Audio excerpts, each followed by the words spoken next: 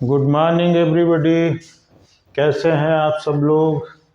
मेरे ख्याल से आपकी फिजिक्स की तैयारी बहुत अच्छी चल रही होगी और इसी के साथ एक बहुत ही महत्वपूर्ण और लगभग हर बार पूछे जाने वाला प्रश्न आपके सामने है।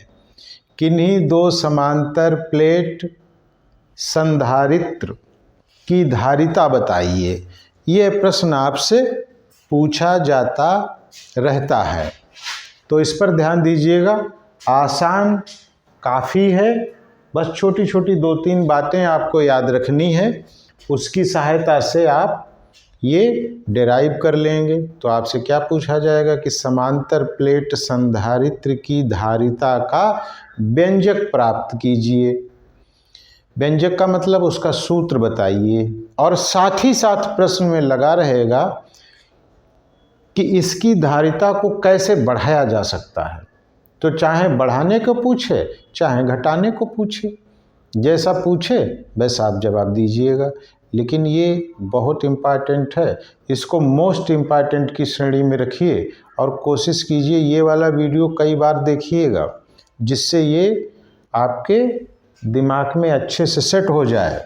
तो आइए देखते हैं। पहले समांतर प्लेट संधारित्र बनाते हैं। देखिए, एक प्लेट ये है और दूसरी प्लेट ये है। ये हो गया समांतर प्लेट संधारित्र।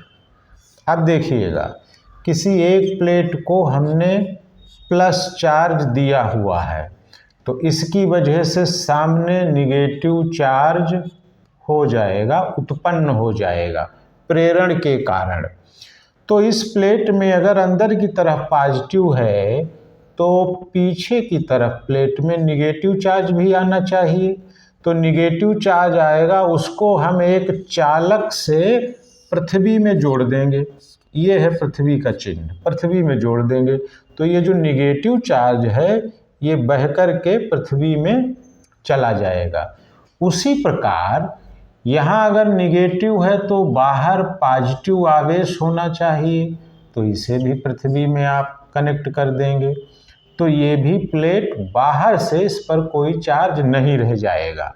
अब दोनों प्लेटों के बीच में आवेश उपस्थित है।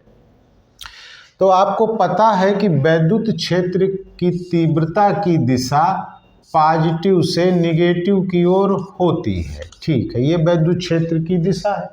तो इन दोनों प्लेटों में विभव स्थापित करने पर वैद्युत क्षेत्र की तीव्रता स्थापित हो जाएगी। तो सवाल ये पैदा हुआ है कि दोनों प्लेटों के बीच विभवांतर होगा कितना। तो सबसे पहले ध्यान दीजिए कि हमें निकालना क्या है। तो हमें निकालना है धारिता। C बराबर Q/V होता है।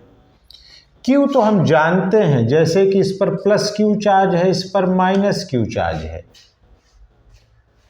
लेकिन हमें दोनों प्लेटों के बीच विभवांतर पता होना चाहिए। उससे पहले ये जान लीजिए दोनों प्लेटों के बीच की दूरी d है।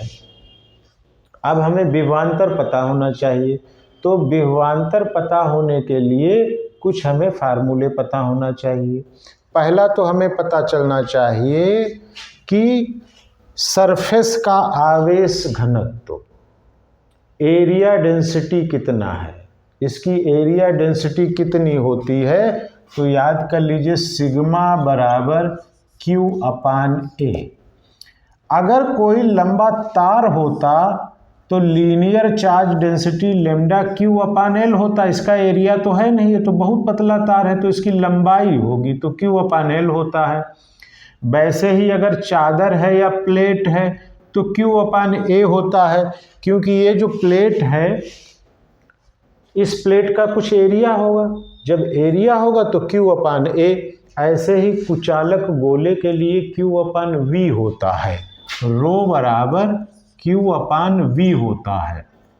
खैर, अभी हमें इन दोनों से लेना देना नहीं है, हम सिग्मा = Q/A की बात करेंगे।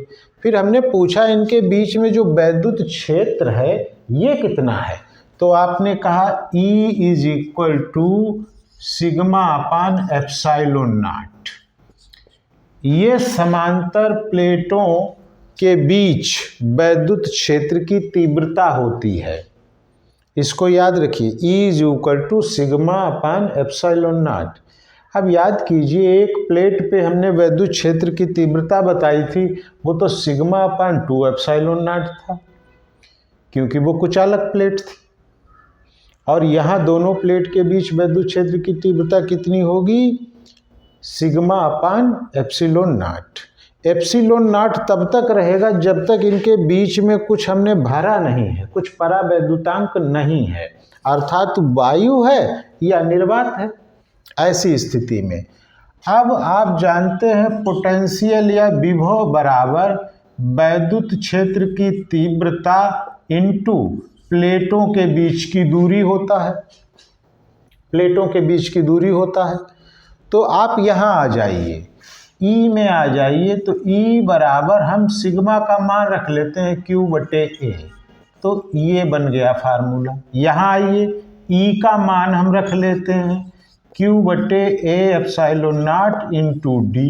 अब इस V का मान यहाँ रख लेते हैं, तो C बराबर Q into D/A epsilon not. Q cancel हो जाएगा, C बराबर आ जाएगा A epsilon not upon D। अब देखिए, समांतर प्लेट संधारित्र की धारिता C बराबर A epsilon not upon D आ जाएगा। लेकिन यदि इनके बीच में कुछ हम फिल कर दें, परावैद्युतांक कुछ ले लें इसका, अर्थात कोई परावैद्युत पदार्थ भर दें इसके अंदर।